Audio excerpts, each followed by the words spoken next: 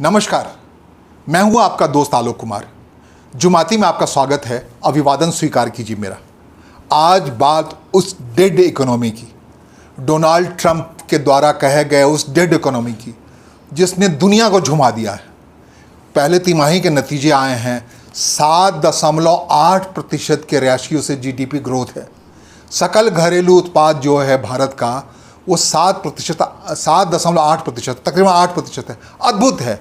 दुनिया में इस अंदाज में जिसको डेड इकोनॉमी कह कर खारिज किया था डोनाल्ड ट्रंप ने, जिसने आयद किया था 50% टैरिफ, लगता था भारत तबाह हो जाएगा, ख़त्म हो जाएगा। उस भारत ने जो आंकड़ा आया है पहले तिमाही का, इस साल का, अप्रैल से जून तक का, उस आंकड़े में दिख रहा है कि इस दुनिया का सबसे बेहतरीन अर्थव्यवस्था है। ये सबसे शानदार तरीके से ग्रोथ कर रहा है। 7.8% का ग्रोथ रेट। आप समझ सकते हैं ग्रोथ इंजन के नतीजे क्या हो सकते हैं। जो FDI हैं, सारे निवेशक दौड़े चले आएंगे भारत में। कैसे दौड़े चले आएंगे, इसका एक नज़ारा जापान में देखने को मिला। प्रधानमंत्री नरेंद्र मोदी जापान के दौरे पर हैं।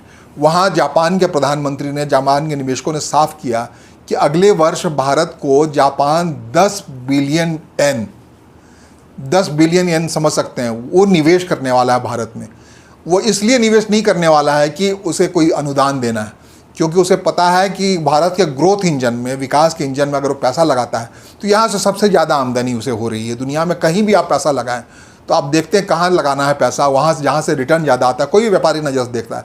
जापान ने इंश्योर किया है कि 10 बिलियन येन भारत में वो निवेश करने जा रहा है।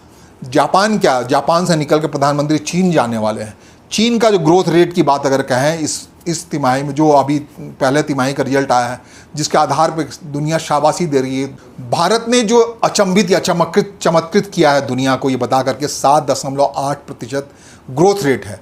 और दूसरे नंबर पे दुनिया की दूसरी सबसे बड़ी अर्थव्यवस्था है चीन, उसका ग्रोथ रेट है 5.2%। और एक और भी देश एशिया से ही बढ़ा चला रहा है, उसका नाम है इंडोनेशिया। उसका ग्रोथ रेट 5.1% है। एक घबराने वाली बात है अमेरिका के लिए, उसके नायक के लिए, उस ट्रंप के लिए, जिसने अपने बदमिजाज से दुनिया की पूरी अर्थव्यवस्था को हिलकोर रखा है। बता दूं अमेरिका का ग्रोथ रेट क्या है इस तिमाही में? 2.1%। उस अमेरिका का, उस डोनाल्ड ट्रंप के देश का, जिसने भारत को डेड इकोनॉमी कराया था। आप समझ सकते हैं उनका आकलन का नज़रिया का क्या दोष है। चश्मा बदलने की ज़रूरत है डोनाल्ड ट्रंप साहब आपको।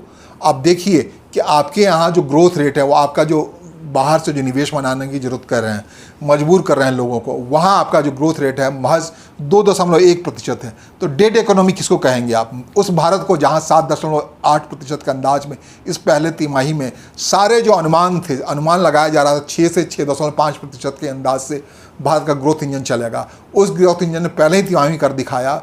तब तक कोई बात नहीं थी, टैरिफ है कोई बात नहीं थी। टैरिफ निरपेक्ष माहौल में भारत का ग्रोथ माहौल जो है 7.8% है।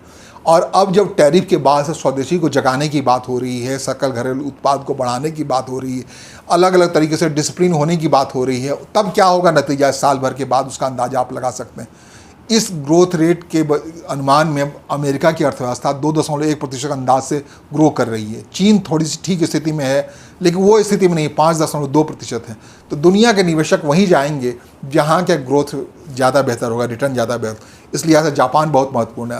अब प्रधानमंत्री नरेंद्र मोदी जापान से निकल के चीन जाने वाले। चीन में जहाँ चीन के राष्ट्रपति से मुलाकात होने वाली है, वहाँ के उद्योग कर्मियों से मुलाकात होनी है।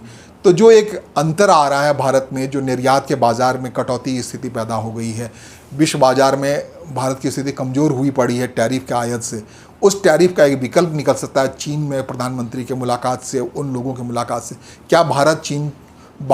क्या चीन की दोस्ती इस लेवल पर चली जाएगी कि दुनिया की दूसरी अर्थव्यवस्था भारत के उस निर्यात डिफिसिट को, जिसके लिए परेशान किया जा रहा है अमेरिका, वहाँ जाकर चीन उसे मदद करेगा।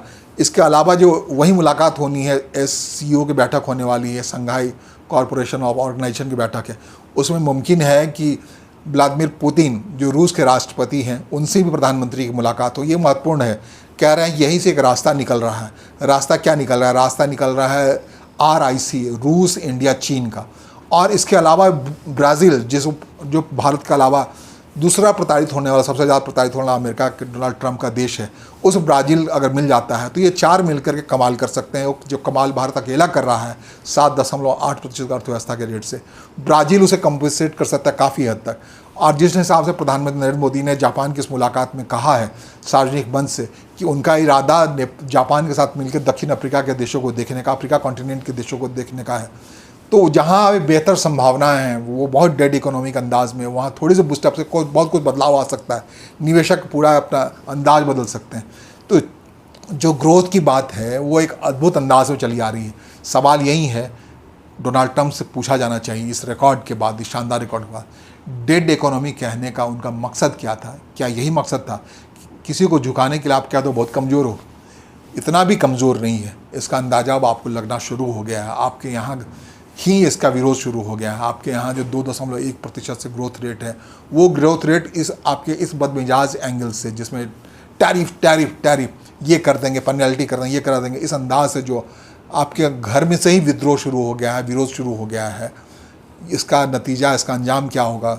आपको आखिरकार गले तो मिलना ही पड़ेगा भारत से। मोदी से कितना भी देर से मिलिए, ये भारत की जनता कह रही है, दुनिया की सबसे बड़ी आबादी कह रही है, 145 करोड़ की आबादी कह रही है कि अगर वो लग जाती है व्यापार में, अपने आर्थिक सुधार में, तो दुनिया को चमत्कार से रोक नहीं सकता कोई, भारत के इस अभ्युदय से कोई रोक नहीं सकता है। नमस्कार, धन्यवाद।